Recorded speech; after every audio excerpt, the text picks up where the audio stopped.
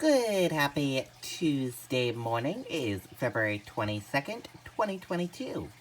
I'm Riley King. Welcome to this news update right here on the Riley King Radio Network. Let's get started right now. Happy Tuesday, everyone. First up, Russia and Ukraine conflict could raise gas prices in New Hampshire and across the U.S. Let's take a listen to that video from WMUR News 9.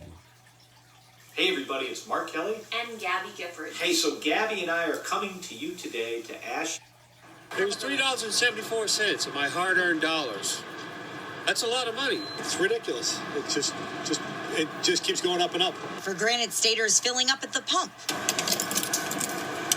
These rising prices could be getting worse. This coming week will say a lot about gas prices, and that's going to have a lot to do with what's happening in Russia and Ukraine. Russia is the world's third largest oil producer, and Dan Goodman with AAA Northern New England says any sanctions will bring up costs. The United States and some of those other industrial nations will most likely put forth, release some of those millions of barrels that they have in reserve, which would help. In the meantime, Goodman says you can make the most of your dollar by conserving your fuel.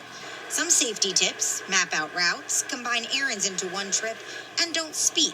In the meantime, And the whole Russia situation is concerning, and what the government is doing about it or not doing about it is definitely a concern.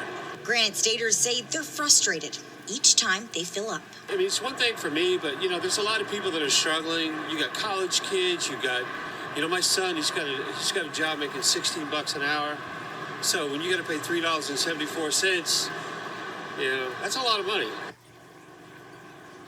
And experts say the average price per gallon here in the Granite State is $3.48. To put that number into perspective, that is 7 cents higher than just last week. Live in Hooksett, Grace Feinerman, WMUR News. Okay, and there you go on that video and that report. Vandals damage signs, restrooms along Kingamingus Highway. Let's take a listen to that video from WMUR News 9.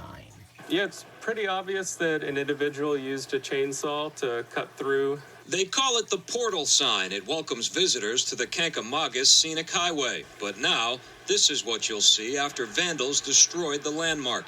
White Mountain National Forest officials say vandals have hit several areas along the Kank over the last couple of weeks. Damage has ranged everywhere from the use of saws to cut doors on the restrooms and some of the large signs along the highway.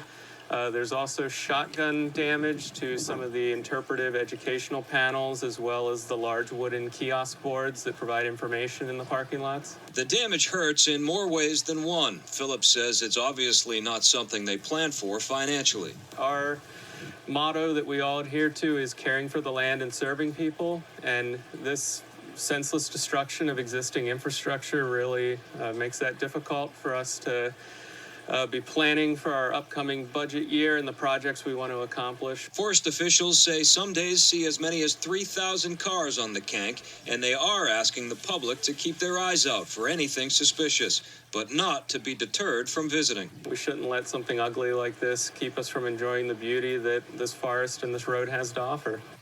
Now, Phillips couldn't comment on the investigation other than to say it's ongoing. He says they hope to have all the damaged items repaired or replaced by the summer season.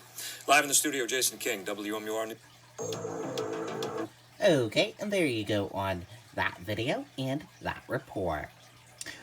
COVID-19 cases, hospitalizations trend downward in New Hampshire. Let's take a listen to that video from WMUR News 9. There's two things that make me believe in God. It's sex and basketball. Proceed with caution, because everything is relative. According to the New Hampshire Hospital Association's most recent numbers from Friday, there were 106 patients hospitalized with COVID-19 statewide. That number down 78% from the record high of 479, which was set back on December 8th.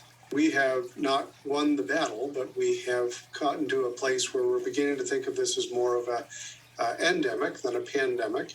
Dr. Michael Calderwood is an infectious disease expert at Dartmouth Hitchcock Medical Center.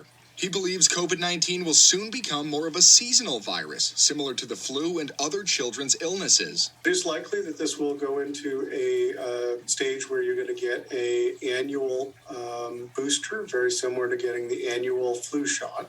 While several other countries like Great Britain have dropped nearly all COVID mandates, local experts say we should be cautious about similar moves. I would be concerned if we were to shorten any of the isolation or the quarantine time from what it's already been shortened to.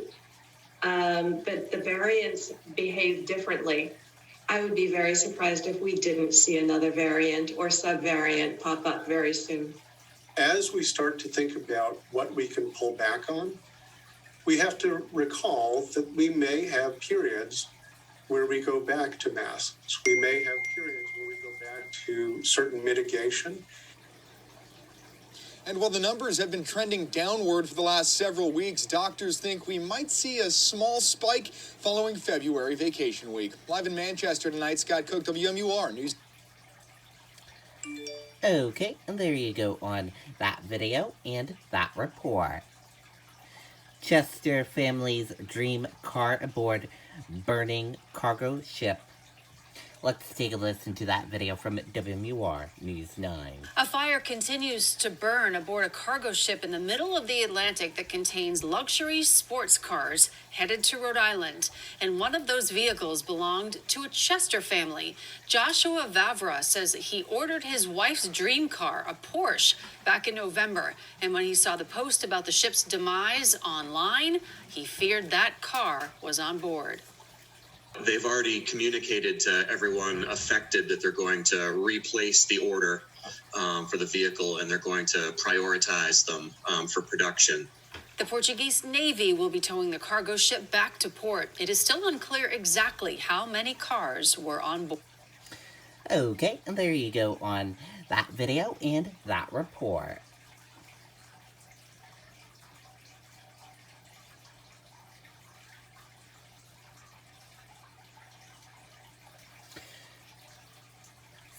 Signs FDA may consider a fourth COVID-19 booster shot. Let's take a listen to that video from ABC News.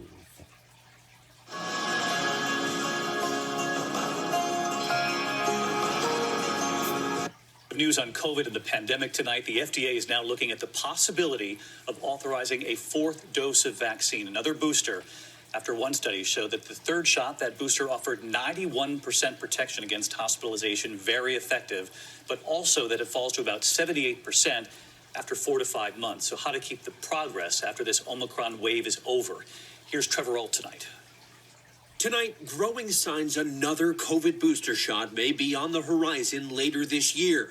1, 2, 3. The FDA's vaccine chief, Dr. Peter Marks, telling the New York Times the best strategy may be to pair the next booster with the influenza vaccine next fall and get as many people as possible boosted then. But he and other health officials stress there's still not enough data to recommend a fourth dose. And a recent CDC study found the first Pfizer and Moderna boosters are highly effective, offering 91% protection from hospitalizations, though it falls to 78% after 4 to 5 months. 78% is pretty good.